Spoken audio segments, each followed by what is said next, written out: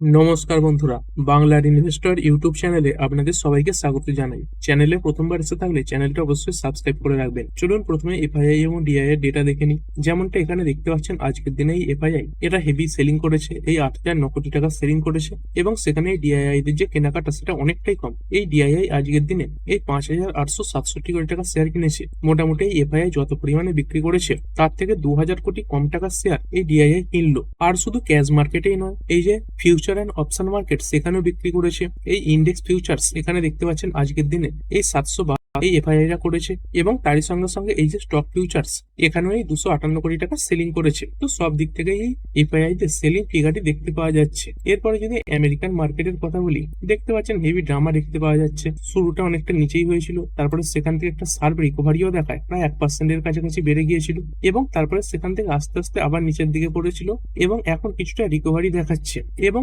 একই ধরনের chart pattern এই যে নাসডাক কম্পোজিট রয়েছে এখানেও দেখতে পাওয়া যাচ্ছে। শুরুটা অনেকটা ডাউনে হয়েছিল, তারপরে একটা বড় রিকভারি এবং তারপরে আবার আস্তে আস্তে নিচের দিকেই পড়ছে। আর এই মুহূর্তে ডাউ জোন্সই বলুন বা নাসডাকই বলুন, সবই কিন্তু লাল নিশানে ট্রেড করছে। আর এই ইন্ডিয়ান এডিআর গুলো কেমন পারফর্ম করছে, ইনফোসিসের এডিআর 1.33% ডাউন, এইচডিএফসি ব্যাংকের এডিআর 0.87% ডাউন হয়েছে, উইপ্রো এটা পড়েছে 2.31%, আইসিআইসিআই ব্যাংক 1.12% পড়া, ডক্টর রেড্ডি ল্যাব 1.17% পড়েছে এবং এই যাত্রা অনলাইন এতেও 4%-এর কাছাকাছি পতন দেখতে পাওয়া যাচ্ছে। তো বেশিরভাগ এডিআরই দেখতে পাচ্ছেন এই লাল নিশানেই বর্তমানে ট্রেড করছে। আর এই গিভ নিফটি এখান থেকে কেমন সংকেত আসছে, তো এই গিভ নিফটি থেকে খারাপ সংকেত আসছে, কারণ এর আগে গিভ নিফটি এটা পজিটিভলি ট্রেড করছিল, তারপরে এত বড় লাল নিশান দেখতে পাওয়া যাচ্ছে। বর্তমানে এই গিভ নিফটি প্রায় 123 পয়েন্ট এবং পার্সেন্টেজ হিসেবে দেখতে পাচ্ছেন 0.5%-এর কাছাকাছি পড়ে গেছে। এইখানে দেখতে পাচ্ছেন গিভ নিফটির যে চার্ট সেটা ওপেন করে নিয়েছে। এক সময় অনেকটা উপরেই ট্রেড করছিল, আজকেই এক সময় এই 23,000-এর উপরে উঠে গিয়েছিল, সেখান থেকে এখন এই 22,800-র কাছাকাছি চলে এসেছে। টপ লেভেল থেকে যদি দেখেন প্রায় 200 পয়েন্টের কাছাকাছি পড়া।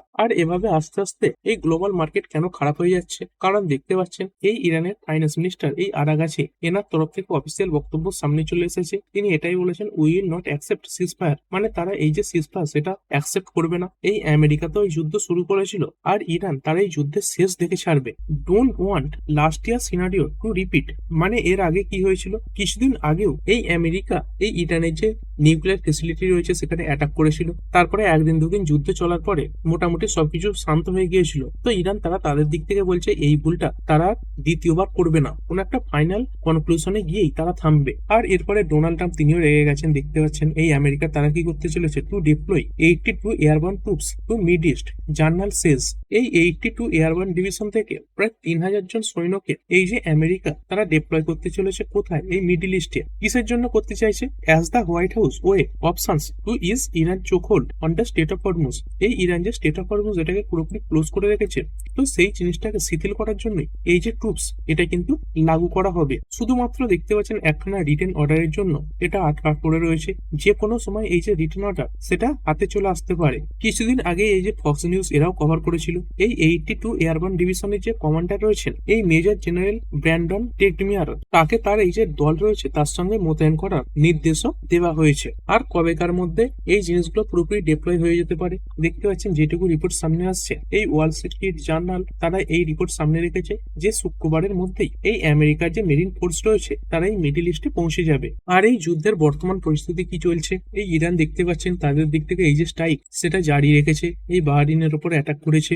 মরক্কোর একজন কন্ট্রাক্টরের মৃত্যু হয়েছে এবং তারই সঙ্গে সঙ্গে 5 জন ইউএই যে বাসিন্দা তারা আহতও হয়েছেন। আর এই অ্যামাজনের মতো একটা বড় টেক কোম্পানি দেখতে পাচ্ছেন এই যে অ্যাটাক সেটা স্বীকার করেছে। তাদের এই বাহরিনে যে অ্যামাজন ওয়েব সার্ভিসের ব্যবসা রয়েছে সেটা ডিসরাপ্টেড হয়েছে কিসের কারণে, ফলোইং ড্রোন অ্যাক্টিভিটি, কিছু ড্রোন অ্যাক্টিভিটির কারণে এই ব্যবসাটা কিন্তু কিছুটা আঘাতপ্রাপ্ত হয়েছে। আর এটা প্রথমবারের জন্য নয়, দেখতে পাচ্ছেন এর আগেও একবার হয়েছিল। এই যে ডিসরাপশন এটা কিন্তু সেকেন্ড টাইম হচ্ছে এবং তারই সঙ্গে সঙ্গে এই ইরানের ওপর যে এয়ার স্ট্রাইক সেগুলো জারি রয়েছে। 4টে পার্সিয়ান গালফ স্টেট তারা দেখতে পাচ্ছেন রিপোর্ট করেছে কি press missile and drone threat from Iran, এই ইরানের তরফ থেকে প্রেস মিসাইল এবং ড্রোন অ্যাটাকও করা হয়েছে। এবং তারই সঙ্গে সঙ্গে ইসরায়েল এরা দেখতে পাচ্ছেন এই ইরান এবং লেবানন এই দুটো দেশের ওপরই ফুল ফোর্সের সঙ্গে অ্যাটাক করা শুরু করেছে। আর এই যুদ্ধ রিলেটেড ব্যাপার নিয়ে আজকে ডোনাল্ড ট্রাম্পের সঙ্গে আমাদের প্রধানমন্ত্রী নরেন্দ্র মোদীজির ফোন কলে কথাবার্তা হয়েছে। তো কি কথাবার্তা হলো, এখানে দেখতে পাচ্ছেন PM Modi president Trump discuss West Asia crisis. তো এই ওয়েস্ট এশিয়ায় যে ক্রাইসিস দেখা যাচ্ছে সেই নিয়ে আলোচনা করেছে। Focus on keeping state of Hormuz open for shipping, তো এই স্টেট অফ হরমুজ এটা যাতে বিভিন্ন শিপের জন্য ওপেন করা থাকে সেই ব্যাপারে কিন্তু এই আলোচনায় সব থেকে বেশি ফোকাস রাখা হয়েছিল। আমাদের ইন্ডিয়ার জন্য বুঝতে পারছেন এই যে স্টেট অফ হরমুজ, এটার ইম্পর্টেন্স কতখানি রয়েছে, এইসব ব্যাপারে আলোচনা হয়েছে। আর এই বিষয়টাকে কনফার্ম করেছে এই ইউএস এনভয় টু ইন্ডিয়া সার্গিও গর, এবং তার সঙ্গে সঙ্গে এই মোদিজি এই টুইটার পোস্টে এগুলো কিন্তু কনফার্ম করা হয়েছে। এই যুদ্ধ দেখতে পাচ্ছেন ফেব্রুয়ারির 28 তারিখে শুরু হয়েছিল। সেই যুদ্ধ শুরু হওয়ার পর এই প্রথম এই মোদিজি এবং ট্রাম্পের মধ্যে এই ফোনালাপ হলো। এই ইন্ডিয়া কি চাইছে দেখতে পাচ্ছেন, support de-escalation and restoration of peace at the earliest, মানে যত তাড়াতাড়ি এই যুদ্ধ বন্ধ করা যায়, এই শান্তি প্রতিষ্ঠা করা যায়, সেই ব্যাপারে কিন্তু ইন্ডিয়া ফোকাস রেখেছে। Ensuring that the strait of Hormuz remains open, secure and accessible is essential for the whole world. মানে তিনি বলতে চাচ্ছেন এই স্টেট অফ হরমুজের ওপেন থাকাটা এটা প্রতিটা দেশের জন্যই কিন্তু গুরুত্বপূর্ণ। তবে স্টেট অফ হরমুজ এটা বন্ধ থাকার কারণে অন্যান্য দেশগুলো যেভাবে ক্ষতি হচ্ছে সেরকম ক্ষতি আমাদের ইন্ডিয়ার হচ্ছে না। কিছুদিন আগেই দুখানা এলপিজি ভর্তি ট্যাঙ্কার আমাদের ইন্ডিয়াতে এসেছিল, আর এখনো এই তথ্য সামনে আসছে যে দুখানা ইন্ডিয়ান এলপিজি ক্যারিয়ার্স তারা স্টেট অফ হরমুজ এটাকে ক্রস করেছে এবং তারা ইন্ডিয়াতে মার্চের 27 তারিখে প্রবেশ করে যেতে পারে। আর শুধুমাত্র যে ইন্ডিয়া আমাদের দেশের মধ্যে এই ডিমান্ড মেটাচ্ছে সেটা নয়, আমাদের ইন্ডিয়া বিদেশেও এই যে ফুয়েল সেটা ইম্পোর্ট করার পর যে পরিশোধন করছে, সেই পরিশোধিত তেলকে সাপ্লাইও করছে। তবে এই সময় ইন্ডিয়া দেখতে পাচ্ছেন আমাদের দেশের মধ্যে যে ডিমান্ড সেটা যাতে আগে পুরোপুরি মেটানো যায় সেদিকেই ফোকাস রেখেছে। India will export fuels after meeting local demand, মানে আমাদের এই লোকাল ডিমান্ড এগুলো যদি পূরণ হয়ে বেঁচে থাকে তারপরে যে অতিরিক্ত তেল সেগুলো বিদেশে সাপ্লাই করবে। আর এই ফেব্রুয়ারি মাসের ডেটা থেকে সেটা পরিষ্কার হয়ে যাচ্ছে যে কোনো সময় এই যে যুদ্ধ পরিস্থিতি শুরু হয়ে যাবে সেটা তো বোঝাই যাচ্ছিল। সেই কারণের জন্য ইন্ডিয়া এই যে তেল সেটা এক্সপোর্ট করা কমিয়েও দিয়েছিল। এখানে দেখতে পাচ্ছেন এই ফেব্রুয়ারি 2026-এ আমাদের ইন্ডিয়া থেকে এই পেট্রোলিয়াম প্রোডাক্টের যে এক্সপোর্ট সেটা এই 40% পড়ে গেছে। মানে আমরা বহু পরিমাণে তেল সাপ্লাই করা কমিয়ে দিয়েছি, তার সঙ্গে সঙ্গে রিজার্ভ বাড়াচ্ছি। আর একটা জিনিস কি হয়েছে, আমরা যে বিদেশ থেকে তেল আমদানি করি সেই পরিমাণ কিন্তু সেভাবে কমেনি, একদম পার্সেন্টেজে কমেছে। আর কোন তেল আমরা সব থেকে কম এক্সপোর্ট করছি দেখতে পাচ্ছেন, এই যে এভিয়েশন টারবাইন ফুয়েল রয়েছে বা এটিএফ রয়েছে, যার মাধ্যমে এরোপ্লেন চলে, ফাইটার জেট চলে, তারপরে এই ভ্যাকুম গ্যাস অয়েল ভিজিও এবং এই পেট্রোক এগুলো সাপ্লাই করা একদমই কমিয়ে দিয়েছি। আর কেন বলছি আমাদের ইন্ডিয়া এখন অনেক ভালো জায়গাতে রয়েছে, কারণ অন্যান্য দেশের যদি খবর শোনেন অনেক জায়গায় এটাকে তো ন্যাশনাল এমার্জেন্সি ক্রাইসিস হিসেবে ঘোষণা করে দেওয়া হয়েছে। যেমনটা দেখতে পাচ্ছেন এই ফিলিপাইন্স, তারা কি করেছে, এই ফুয়েল প্রাইস বেড়ে যাওয়ার কারণে ন্যাশনাল এমার্জেন্সি ঘোষণা করে দিয়েছে। মানে বুঝতে পারছেন এই দেশের অবস্থা কতটা খারাপ হয়েছে। এই সাউথ ইস্ট এশিয়ান কান্ট্রিটা এরা কি করে থাকে, এই 90% ক্রুড অয়েল এই মিডিল ইস্ট থেকে আমদানি করে থাকে। মানে এই হরমুজ প্রণালী যে বন্ধ হয়ে গেছে এর উপর বিরাট বড় নেগেটিভ ইম্প্যাক্ট পড়ছে। তারই সঙ্গে সঙ্গে যদি বাংলাদেশের কথা বলি, আমাদের পার্শ্ববর্তী দেশ দেখতে পাচ্ছেন এই জেট ফুয়েলের প্রাইস, মানে যাতে এরোপ্লেন চলে তার প্রাইস 80% বাড়িয়ে দিয়েছে। এরপরে এয়ারপ্লেনের যে টিকিট সেগুলো কতটা দামি হয়ে যাবে বুঝতে পারছেন। এটা যদি আমাদের ইন্ডিয়াতে হতো তাহলে তো কোভিড এর মতো সিচুয়েশন তৈরি হয়ে যেত। মানে একটা উদাহরণ হিসাবে বলছি, কোন একটা এরোপ্লেনের টিকিটের দাম ধরুন এই 10,000 টাকা রয়েছে, সেটাই 80% বেড়ে যাবে প্রায়, কারণ এই ফুয়েলের প্রাইস বাড়ছে। তো এই এয়ারপ্লেন যে কোম্পানিগুলো রয়েছে তারা তো এটা নিজেদের পকেট থেকে ভরবে না, সে কারণে টিকিটের দাম বাড়িয়ে দেবে। তো সে টিকিটের দাম গিয়ে দাঁড়াবে 18,000 টাকায়। আর এটা কোথায় হয়েছে, আমাদের বাংলাদেশে হয়েছে। আমাদের ইন্ডিয়াতে কিন্তু সেভাবে খুব বেশি চার্জ বাড়ানো হয়নি, একদম অল্প বাড়ানো হয়েছে। তারপরে দেখতে পাচ্ছেন এই যে তুর্কি, এই দেশটাও কেমন বিপদে পড়েছে। এই সাউথ পার্সে অ্যাটাকের পর থেকে, মানে যেদিন এই ইসরায়েল অ্যাটাক করেছে তারপর থেকে ইরান কি করে দিয়েছে, ইরানে গ্যাস এক্সপোর্ট বন্ধ করে দিয়েছে। কোথায়, এই তুর্কিতে। এই তুর্কি তার বেশিরভাগই যে গ্যাস, তার জন্য এই ইরানের উপর ভরসা করে থাকে। তো ইরান এই যে গ্যাসের এক্সপোর্ট সেটাও কিন্তু বন্ধ করে দিয়েছে। আর সেই দিকে যদি আমাদের ইন্ডিয়ার কথা বলি, দেখতে পাচ্ছেন আমাদের ইন্ডিয়া কি করেছে, এই সময়েও কিন্তু বিভিন্ন মাস্টার স্ট্রোক খেলেছে। যেমন এই ক্রুড অয়েল বলুন, এলএনজি বলুন, এলপিজি বলুন, এগুলো এই 41খানা দেশ থেকে কিন্তু আমদানি করছে। মানে শুধুমাত্র মিডিল ইস্টের উপরেই ভরসা করে কিন্তু ইন্ডিয়া বসে নেই। তারপরে কুয়েত, এই দেশটাও কি বলছে দেখতে পাচ্ছেন, এই কুয়েতের যে পেট্রোলিয়াম সিইও রয়েছেন তিনি এটাই বলেছেন যে আজকে যদি যুদ্ধ বন্ধ হয়, আজ থেকেই এই যে ক্রুড অয়েলের আউটপুট সেটা শুরু হয়ে যাবে। কিন্তু যদি স্বাভাবিকভাবে শুরু হয়ে যায় তবুও এই যে ফুল অয়েল আউটপুট এই লেভেলে পৌঁছতে 3 থেকে 4 মাস সময় লাগবে। কারণ এই ক্রুড অয়েল বলুন, তার সঙ্গে সঙ্গে এই ধরনের যে জ্বালানিগুলো একবার ধরুন উৎপাদন করা বন্ধ করে দিল, তারপরে কিন্তু সঙ্গে সঙ্গে এইগুলোকে উৎপাদন করা যায় না। অনেক কিছু প্রসেস থাকে, সেই প্রসেসগুলো কমপ্লিট করে এই যে উৎপাদন সেটা শুরু করতে হয়। তো সেই ফুল লেভেলে পৌঁছতে 3 থেকে 4 মাস সময় লাগতে পারে। মানে ধরুন আজকে যুদ্ধ বন্ধ হয়ে গেল, এর মানে এই নয় যে তার ইম্প্যাক্ট সঙ্গে সঙ্গে সঙ্গে শেষ হয়ে গেল। প্রায় একখানা কোয়ার্টারের কাছাকাছি এই যে ইম্প্যাক্ট সেটা কিন্তু পড়বে। এরপরে চলুন কিছু কোম্পানি দেখে নেওয়া যাক। যেমন এই ভারত ইলেকট্রনিক্স লিমিটেড কোম্পানিটা একটা মৌ সাইন করেছে। কাদের সঙ্গে করেছে? এই আরআরপি গ্রুপের সঙ্গে করেছে। কিসের ব্যাপারে করেছে? দেখতে পাচ্ছেন, science strategic move to advance collaboration in semiconductor, মানে সেমিকন্ডাক্টর সেক্টরে। তার সঙ্গে সঙ্গে আনম্যান্ড সিস্টেম, মানে এই যে ড্রোন রয়েছে, এই ধরনের যে সিস্টেম সেখানে যেখানে মানুষের ব্যবহার হয় না, মানে দূর থেকে কোনো মানুষ পরিচালনা করে। এবং তার সঙ্গে সঙ্গে এই যে ইলেকট্রো অপটিক্স রয়েছে, এইসব ব্যবসায় কাজ করার জন্য এই যে মৌ সেটা সাইন করেছে। তারপরে এই বিসিপিএল রেলওয়ে ইনফ্রাস্ট্রাকচার লিমিটেড, এই কোম্পানিটা দেখতে পাচ্ছেন কোথায় লিস্টেড রয়েছে? শুধুমাত্র বিওএম মানে বম্বে স্টক এক্সচেঞ্জের লিস্ট রয়েছে। এবং কোম্পানি কিছুদিন আগে এই এনএসসি তে লিস্টিং এর জন্য আবেদন করেছিল। তো এই কোম্পানিটা এনএসসি তে লিস্টিং এর ব্যাপারে অ্যাপ্রুভাল পেয়ে গেছে। এই মার্চের 27 তারিখ থেকেই এই বিসিপিএল রেল ইনফ্রা এই কোম্পানিটা এনএসসি তেও ট্রেড করা শুরু করে দেবে। তারপরে company NTPC green energy limited, এরাও একটা মৌ সাইন করেছে। কাদের সঙ্গে করেছে? এই এয়ারটেলের যে ডেটা সেন্টার কোম্পানি রয়েছে নেক্সট্রা, এদের সঙ্গেই করেছে। এখানে দেখতে পাচ্ছেন NTPC green energy sign MoU with Nxtra data for renewable energy project. তো এই রিনিউয়েবল এনার্জি প্রজেক্টে এই যে নেক্সট্রা ডাটা সেন্টার, এর জন্য কাজ করবে এনটিপিসি গ্রিন এনার্জি কোম্পানিটা। আর এই যুদ্ধ পরিস্থিতি ক্রমাগত খারাপ হলেও কিছু গুড নিউজ আমাদের সামনে আসছে। যদি কথা বলি, আমাদের মার্কেট এখন দেখতে পাচ্ছেন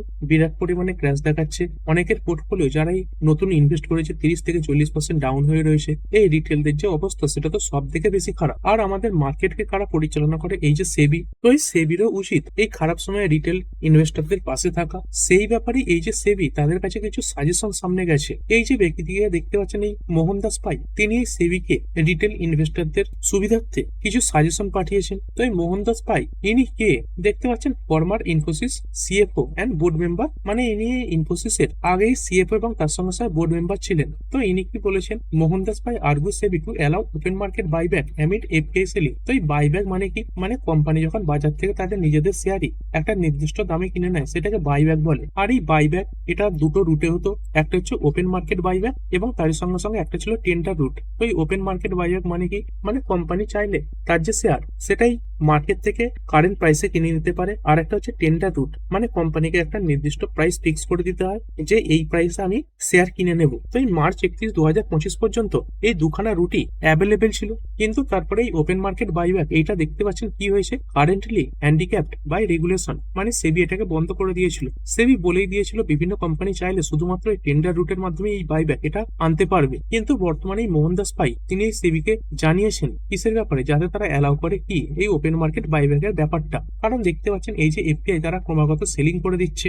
আর এই যে সেলিং হচ্ছে এগুলো তো ওপেন মার্কেটে হচ্ছে, কোনো টেন্ডার রুটে এই সেলিং হচ্ছে না। তো সেখানে কোম্পানি নিজে যাতে তাদের শেয়ার কিনে নিতে পারে, সেইটার জন্য এই মোহনদাস পাই তিনি কিন্তু আর্গু করেছেন। তো এটা হলে কি হবে? আমাদের রিটেল ইনভেস্টরদেরও ভালো হবে, কারণ কোম্পানি তার শেয়ার কিনে নেবে, প্রমোটারের কাছে শেয়ার যাবে, যেটাকে মার্কেট পজিটিভ ভাবেই কিন্তু নেবে। আর যে এফপিআই এরা এত পরিমাণে সেলিং করছে, কাদের কাছে শেয়ার যাচ্ছে? হয় আমাদের মতো রিটেল ইনভেস্টররা কিনছে, না হলে মিউচুয়াল ফান্ড কিনছে। আর এই মিউচুয়াল ফান্ডের কাছে কাদের টাকা থাকে? আমাদের মতো রিটেল ইনভেস্টরদেরই টাকা কিন্তু থাকেই মিউচুয়াল ফান্ডের কাছে। মানে অ্যাকচুয়ালি এফপিআই যে সেলিং করছে সেই শেয়ার কিন্তু আমরাই শেষমেশ কিনছি। তো যাতে আমাদের না কিনতে হয়, কোম্পানি যদি ভালো বোঝে তাহলে তারা যাতে কিনে নেয়, সেই জন্যই মোহনদাস পাই তিনি আর্গু করেছেন সেবির কাছে যাতে ওপেন মার্কেট বাইব্যাকের ব্যাপারটা আবার অ্যালাউ করা হয়। এই যে এফপিআই টা ক্রমাগত সেলিং করছে, তো কাদের উপর সব থেকে বেশি ইম্প্যাক্ট পড়ছে? দেখতে পাচ্ছেন ইম্প্যাক্ট স্মল এসআইপি ইনভেস্টর। তো যাতে এই মার্কেট স্টেবল হয় এবং তার সঙ্গে সঙ্গে এই ভ্যালুয়েশন এটা সাপোর্ট পায়, সেই জন্য তিনি কিন্তু এই সাজেশন সেবিকে দিয়েছেন। আর শুধুমাত্র এই ব্যক্তি নন, এনার পরে